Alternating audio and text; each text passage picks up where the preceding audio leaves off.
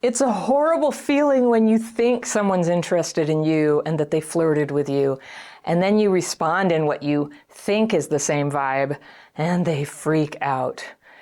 People who were emotionally neglected as kids have a hard time reading other people's feelings and intentions as it is. But when limerence is at play, that's like the obsessive addictive form of falling in love with somebody who you can't actually have. If you're limerent, it can make it almost impossible to know if you're weirding someone out by confessing your love or if they are in fact manipulating you because getting that reaction is exactly what they want. Do you ever get torn in two directions with this kind of confusion? My letter today is from a woman I'll call Miranda, and she writes, "Hi, Anna, please help me. I've been living in my own private hell because I've been infatuated with a married person for at least 2 years. Oh yeah, that's a private hell. Okay.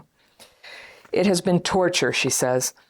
And I've got my fairy pencil. I'm going to circle stuff that I want to come back to on a second reading, but let's go through and read Miranda's letter all the way and see what's going on.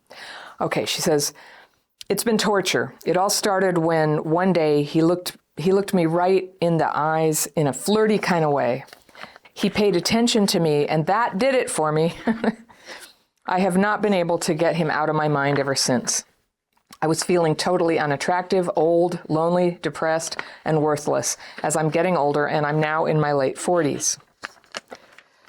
The next few times we saw each other was kind of awkward. I felt like I was back in high school. I get the vibe that he felt the same way.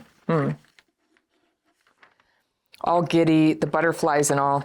I couldn't believe this was happening to me. I didn't go looking for this, and I thought my husband would be the last man for me, regardless of the many struggles in our marriage. At first, I went full-on stalker on this guy at work, which freaked him out.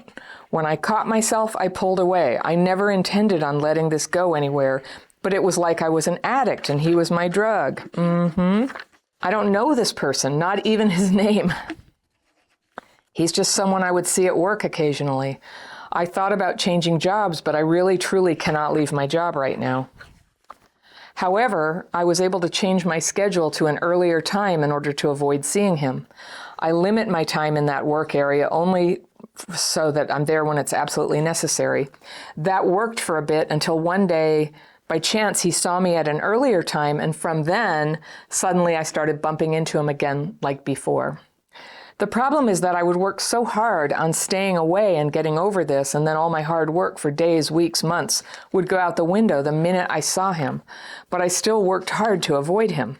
I completely ignored him, and regardless of that, he would always find a way to make contact and greet me. Long story short, my take is that he might have found some attraction, but he was never going to act on it.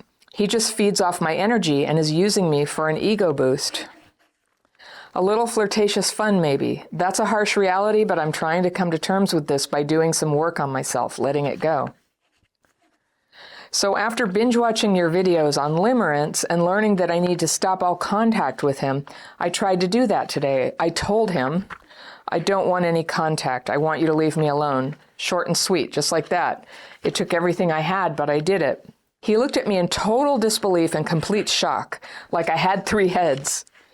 He looked at me like I was the craziest woman he had ever met. And I was like, what? What are you talking about? Oh, gee, now I feel so embarrassed. Could I have been so wrong? Now I'm double guessing myself.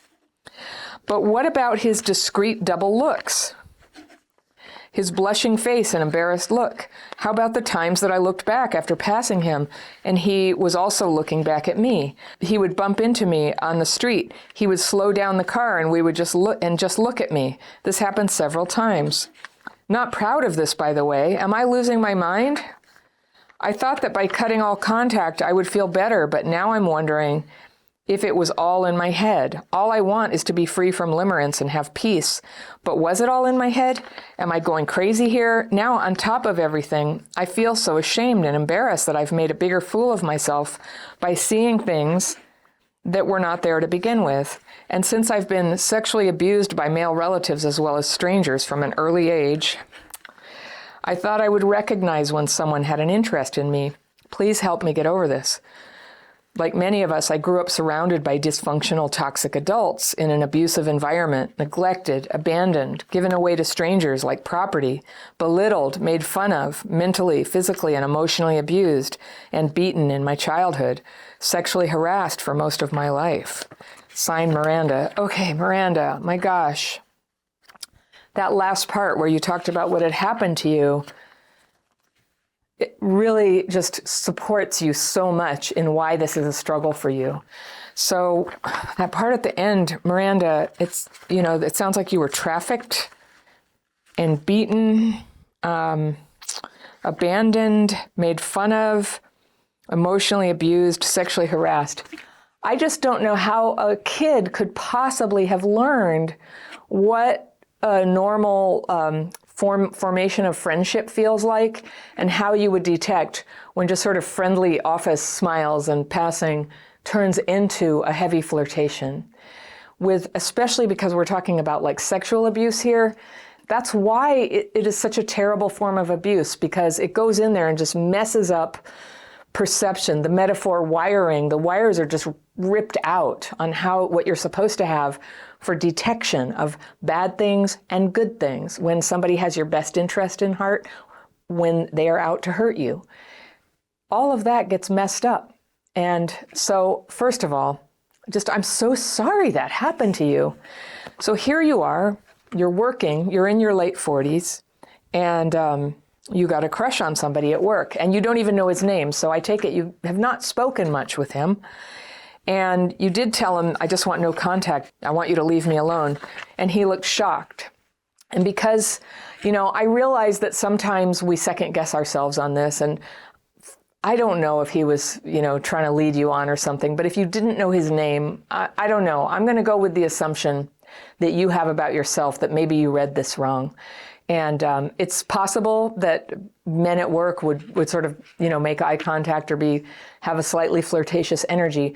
But if you don't even know them, then nothing terrible has happened.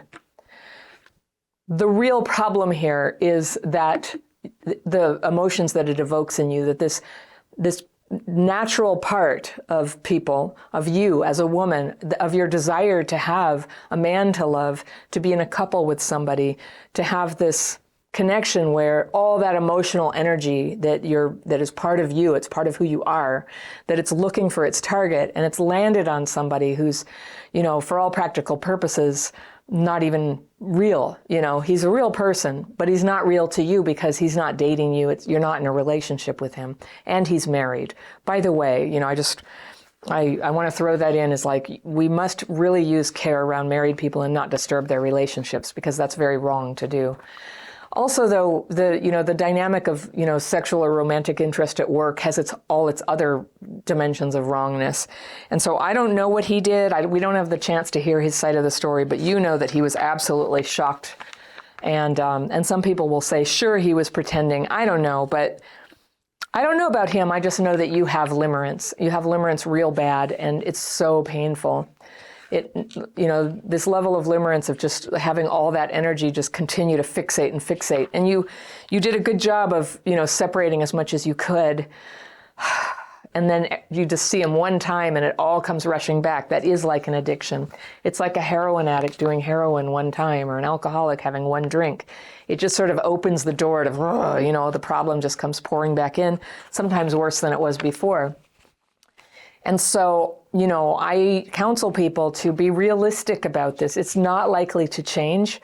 One thing you can do to be less vulnerable to it, to limerence in general, and to this case of limerence here, is to develop your life, to have friends, to have things that give you joy, and tools to start working out the trauma wounds in your life so that you are less driven by them and you have more insight. And that's, people used to say that to me, like, you need to go heal your trauma. And I'd be like, but how? I knew that I had trauma, but how? People just say that like it's obvious, and it's not.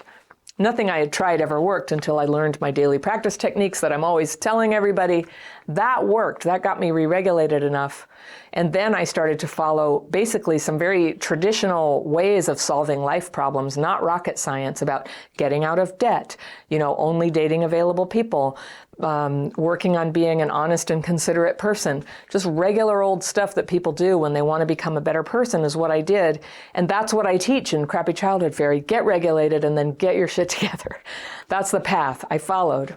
So limerence is one of those things that it's like an addiction that it'll grab onto your brain and sort of send you down the path of destruction every time. And that is why I say, get out of there, go no contact. He hasn't done anything, wrong, and you just have an addiction. And just like if you were an alcoholic and you worked in a bar, I would say, I think you should quit that job. And if a bartender said, well, I just absolutely can't right now, and I'd say, you can. I mean, if people lose their jobs, you can make that change if you really value yourself and your healing.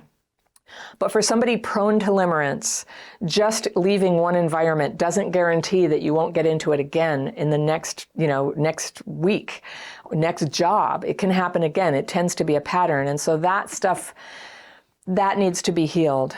That needs to be healed. So I would say honor yourself. That desire to love and have someone to pour your love into, that is natural and normal and real. And that's basically what's calling to you is you need someone to love. Because of your trauma, it's being misdirected to somebody who's not a suitable person to love. That's what's going on. And the cruel thing about limerence is it almost guarantees that you won't find someone suitable because you're wrapped up in something that's draining you emotionally. You become emotionally unavailable. You become drained. You become a little odd, very secretive about what's going on. So I really urge you to take this seriously and remove yourself from that situation and simultaneously work on that, whether it's with a therapist or in a 12-step program like Sex and Love Addicts Anonymous. You can come take my dating course and coaching programs and our membership community. There's a lot of people working on this very issue there. So there's a lot of help available for you. For anybody who's just thinking, where do I even get started? I have a list of signs that childhood trauma has affected your romantic life now. And it's a quiz that you can download right here. Just click on that little image right there, and I will see you very soon.